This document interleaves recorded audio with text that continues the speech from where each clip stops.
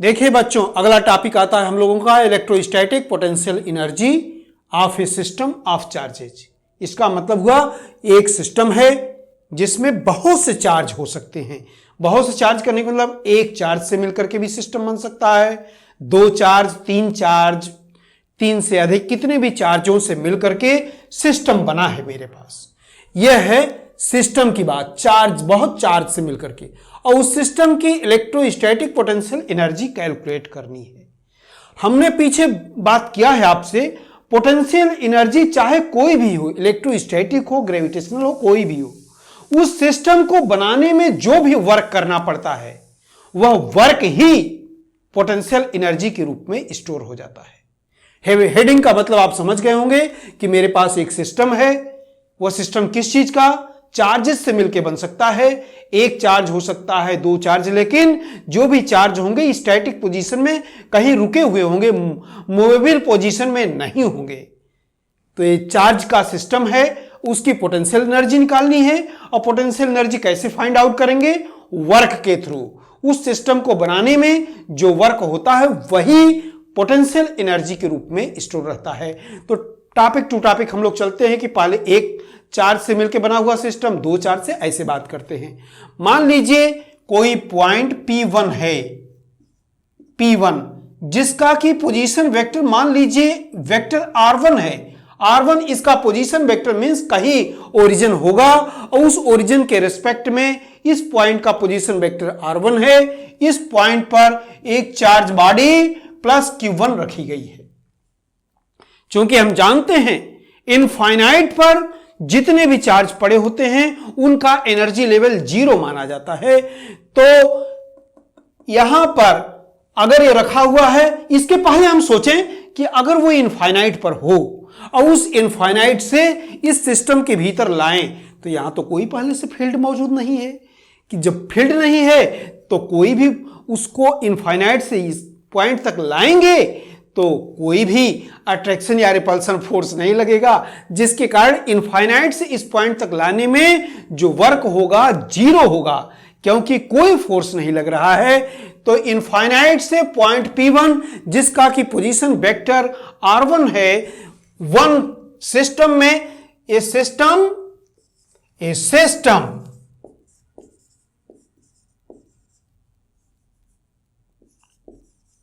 Of one point charge, एक charge का मिलकर के बना हुआ है। अगर सिस्टम में एक ही चार्ज है तो उसको इनफाइनाइट से लाने में जो वर्क होगा 0 होगा। रीजन कोई एक्सटर्नल फील्ड नहीं है कि हम इसको ले आए और इसको अपोज करने वाला फोर्स, यही रीजन है। लेकिन अगर दूसरे पॉइंट पर बात करें, दूसरा पॉइंट ले लें, क्या कि a system of 2 point charge system में है। अब पोटेंशियल एनर्जी कैसे, ये बात समझ गए होंगे कि अगर सिस्टम में एक चार्ज है तो उसको इनफाइनाइट से उस पॉइंट पोजीशन तक ले आओगे तो कोई चार्ज नहीं, कोई वर्क नहीं करना पड़ेगा, बिकॉज कोई एक्सटर्नल फील्ड उसको रिपेल या अट्रैक्ट नहीं कर रहा है। अगर सिस्टम में 2 चार्ज हैं तब पोटेंशियल एनर्जी कैसे करेंगे? एक एक करके इनफाइनाइट से लाइए। पहले इनफाइनाइट से मान लीजिए इनफाइनाइट है, यहां से यहां Q1 भी है और Q2 भी है, यहां बहुत से चार्जेस हैं। एक चार्ज को पहले ले आएंगे तो कोई फील्ड न होने के कारण जो वर्क हुआ W1 की वैल्यू 0 हो गई।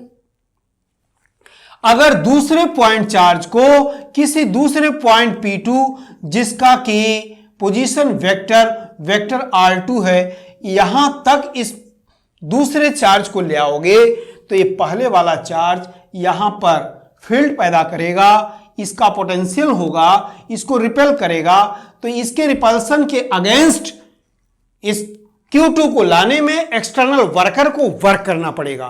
तो वर्क कैसे हम वर्क निकालेंगे? पहले इसके द्वारा यहां पर उत्पन्न हुआ पोटेंशियल पता कर लें। पोटेंशियल की गणना हम लोग कैलकुलेशन पीछे करके आए हैं, लेकिन वर्क निकालना होता है तो वर्क की डिफिनेशन, पोटेंशियल डिफरेंस की डिफिनेशन W/Q होती है। तो W की वैल्यू VQ ऐसे निकालते हैं। यहां पर इसके कारण उत्पन्न हुआ पोटेंशियल पहले पता कर लीजिए। Potential due to Q1, potential at P2 due to Q1, इसके कारण पोटेंशियल पता कर लीजिए और जिस चार्ज को ला रहे हो उससे मल्टीप्लाई कर दीजिए, तो इस चार्ज Q2 को इस पॉइंट P तक लाने में वर्क पता चल जाएगा। पहले तो आपने Q1 लाया, कोई वर्क नहीं हुआ, Q2 ला रहे हो तो इसके अगेंस्ट, रिपल्सन के अगेंस्ट वर्क करना पड़ रहा है। वर्क की वैल्यू पोटेंशियल डिफरेंस, पोटेंशियल और Q की मल्टीप्लाई कर देंगे। यह आप इलेक्ट्रोस्टैटिक पोटेंशियल में पढ़े हुए हैं।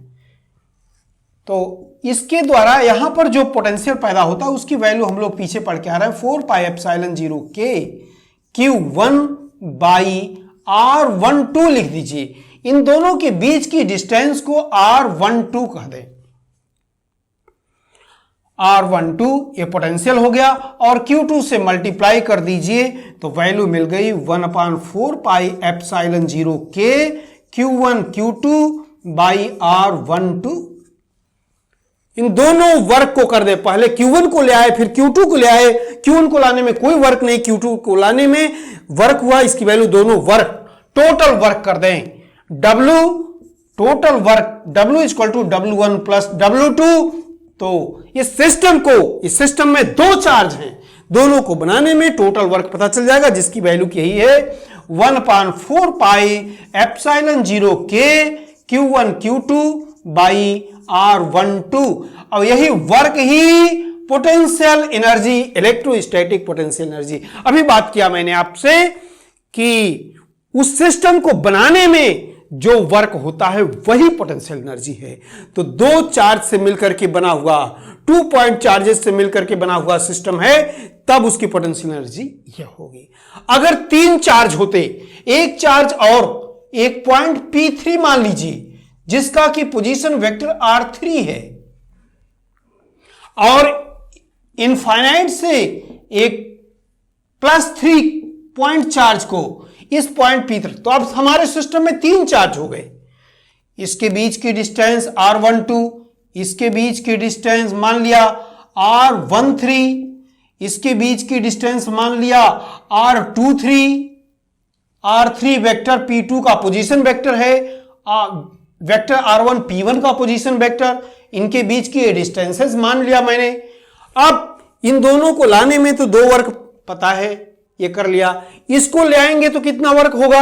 अब यहां पर जो फील्ड होगा यह भी फील्ड उत्पन्न कर रहा होगा, यह भी फील्ड उत्पन्न कर रहा होगा, और वर्क की वैल्यू V इंटू Q से निकालते हैं। यहां पर जो पोटेंशियल होगा इसके द्वारा भी पैदा हुआ पोटेंशियल V1, इसके द्वारा भी पैदा हुआ पोटेंशियल, दोनों को ऐड करके नेट पोटेंशियल पता चल जाएगा। Potential at P3 due to Q1 and Q2। तो W3 कैसे निकालेंगे। W3 potential at P3 due to Q1 and Q2, और मल्टीप्लाई करेंगे किस चार्ज को ला रहे हो, Q3 को ला रहे हो, Q3 को ला रहे हो, तो इन दोनों के द्वारा जो फील्ड पैदा होगा उस फील्ड की नेट वैल्यू, नेट पोटेंशियल निकाल करके उस चार्ज से मल्टीप्लाई कर दीजिए, तो थर्ड चार्ज बॉडी को लाने में वर्क कैलकुलेट हो जाएगा। तो यहां पर ये पोटेंशियल की वैल्यू कैसे, इसके द्वारा पोटेंशियल निकालते हैं। हम पोटेंशियल जानते हैं 1/4πε0 K Q1 by R13 plus potential एक स्केलर क्वांटिटी है, प्लस है तो प्लस पोटेंशियल, माइनस है तो माइनस, हमने सबको प्लस मान लिया है, एनीवे कुछ भी हो। 1/4πε0 K Q2 बाई Q2 से डिस्टेंस 23 R23 इंटू Q3। ये किसका कैलकुलेशन हुआ, थर्ड चार्ज बॉडी को इनफाइनाइट से पॉइंट P3 तक लाने में जो वर्क हो रहा है उसका कैलकुलेशन हो रहा है। मल्टीप्लाई कर दीजिए 1/4 पाई एप्सिलॉन 0 के Q1 Q3 by R13 plus 1/4 pi epsilon 0 के Q2 Q3 बाई R23। यह Q1 को ले आए, कोई वर्क नहीं, Q2 को ले आए, Q1 से के अगेंस्ट वर्क हुआ W2, Q3 को ले आए तो Q1 और Q3 के अगेंस्ट वर्क करना पड़ा, जिसका कैलकुलेशन वह कर लिया। टोटल वर्क ही पोटेंशियल एनर्जी होता है। Total work means W1 plus W2 plus W3। तो इन तीनों की वैल्यू W1 0 है, W2 W3 को अगर हम ऐड कर देंगे 1/4 पाई एप्सिलॉन 0 के Q1 Q2 by R12 plus 1/4 pi epsilon 0 के Q1 Q3 by R13 plus 1/4 pi epsilon 0 के Q2 Q3 बाई R23। यह पोटेंशियल हो गया। अगर मैं कहूं कि सिस्टम में एक चार्ज और होता जो कि पॉइंट P4 पर होता तो Q4 चार्ज जिसका वैल्यू है इसको P4 पॉइंट तक ले आओगे, तब सिस्टम में चार चार्जेज हो जाएंगे, तब नेट पोटेंशियल की वैल्यू कैलकुलेट करेंगे। कैसे? अब Q4 को ले आओगे तो इस पॉइंट पर Q1 के अगेंस्ट, Q2 के अगेंस्ट, Q3 के अगेंस्ट वर्क करना पड़ेगा। इस पॉइंट पर इन तीनों के कारण पोटेंशियल निकालेंगे। Potential at P4 due to Q1, Q2 and Q3 और मल्टीप्लाई कर देंगे Q4 से। कंफर्म हो रही होंगी बातें, अच्छी तरीके से हम समझ रहे हैं। तो उसका रिजल्ट अगर हम कहें कैसे निकालोगे तो W1 W2 W1 plus W2 plus W3 plus W4, और याद करने का तरीका है 1/4 पाई एप्सिलॉन 0 के Q1 Q2 by R12 Q1 Q3 by R13 Q1 Q4 by R14। 1 से डिस्टेंस मान लिया और 2 से Q2 Q3 by R23 Q2 Q4 by R24 plus Q3 Q4 by R34। यह रिजल्ट मिलेगा आपको। मैंने केवल रिजल्ट डाउनलोड कर दिया, और कैलकुलेट करना चाहेंगे तो सिमिलर डेरिवेशन करते हुए आप रिजल्ट फाइंड आउट कर लेंगे।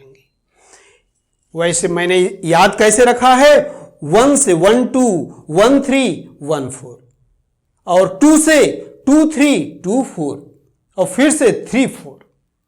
याद करने का एक सीक्वेंस है। इस तरीके से बहुत इंपॉर्टेंट टॉपिक आपने यह पढ़ा कि इलेक्ट्रोस्टैटिक पोटेंशियल एनर्जी कैलकुलेट करना था। सिस्टम में एक चार्ज, दो चार्ज, तीन चार्ज, कितने भी चार्ज हो, अगर आपका कंसेप्ट क्लियर है तो कितना भी टिपिकल न्यूमेरिकल या प्रॉब्लम आ जाए आप उसको फेस कर लेंगे।